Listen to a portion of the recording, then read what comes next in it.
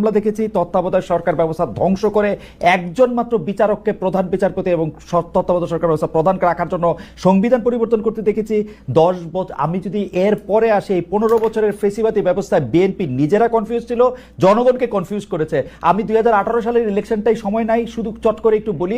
2018 সালের নির্বাচনটার মধ্যে এই নির্বাচন আনুষ্ঠানিকভাবে বর্জন করা হয়ই নাই।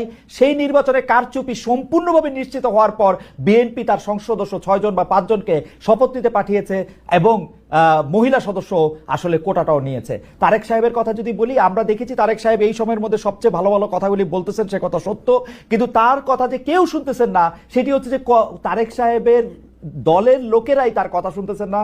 সেই জন্য চাঁদাবাজির থেকে শুরু করে বিভিন্ন সন্ত্রাস, থানাঘেরাও এগুলি কিন্তু চলতেছে এবং তারেক সাহেবকেই বারবার বলতে হচ্ছে এই নির্বাচন খুব কঠিন হবে এবং এই তৃণমূল কিন্তু আসলে বিএনপির কেন্দ্রীভূত না। এই হচ্ছে আমার মানে